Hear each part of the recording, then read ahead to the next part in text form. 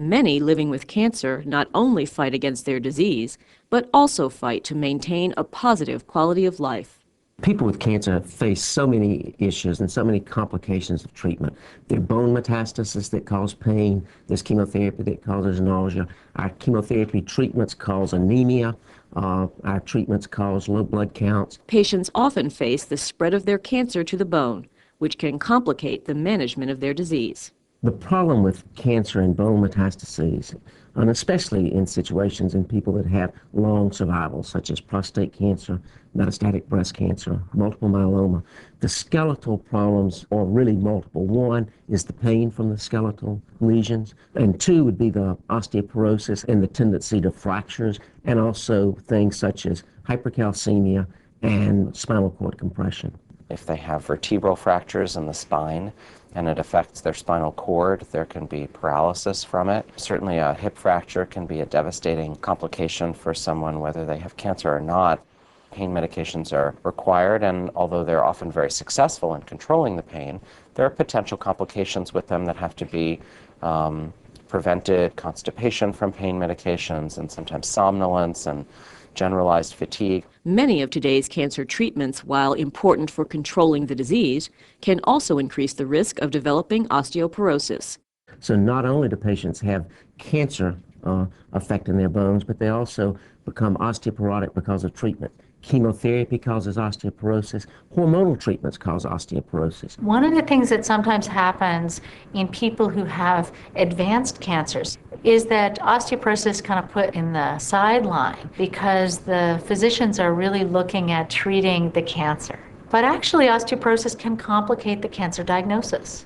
It can complicate the symptoms, the side effects. So it's very important for us to use treatments to prevent that and to reduce that as much as possible. The bisphosphonates are the best drugs that we have thus far. Oral bisphosphonates, such as Actonel or Fosamax, are generally used to treat osteoporosis in postmenopausal women. But more potent intravenous bisphosphonates, such as Aridia and Zometa, are used in cancer patients. The bisphosphonates are a good class of drugs because their side effects are not great. There is some bone pain on the day of injection, the intravenous ones. Sometimes there's a low-grade fever for a short period of time. I guess the most important side effect of the bisphosphonates is the potential of renal damage. We adjust to that and adapt to that by increasing the time of administration and also checking patients' renal function on a regular basis. In addition to the bisphosphonates, other therapies such as radiation and even surgery can be used to treat severe bone complications. One factor in choosing a treatment regimen is patient lifestyle. You need to select therapies that will not disable them, that will not cause further complications, and also that just won't cause them to need medical attention on a very regular basis, or won't need to be seen in a hospital or in a cancer center fairly often, which obviously detracts from their ability to go about usual activities. There can be other issues for those living with cancer. Anemia is often a concern. Anemia is the most common hematologic complication of cancer.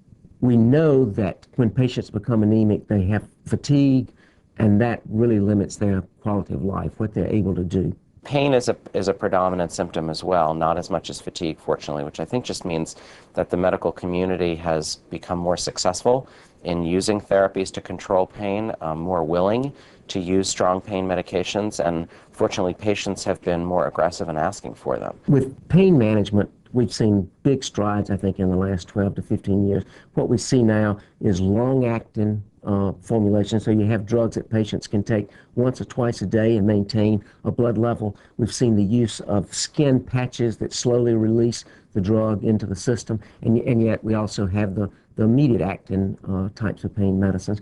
Pain pumps are used in certain situations with infusions of narcotics, and pain has become much better controlled. A common concern for many with cancer is experiencing nausea due to chemotherapy. When I first started practicing, patients would laugh and tell me that when they rode by my office, they would get nauseated. And we don't have that problem now. We still have some latent nausea with our treatment, but the nausea on the same day of chemotherapy has been pretty much eliminated as a complication, which has really made undergoing chemotherapy much more manageable for the patient. With a range of therapies available for the many challenges and health issues that can accompany cancer treatment, Patients today can work with their doctors to preserve a good quality of life.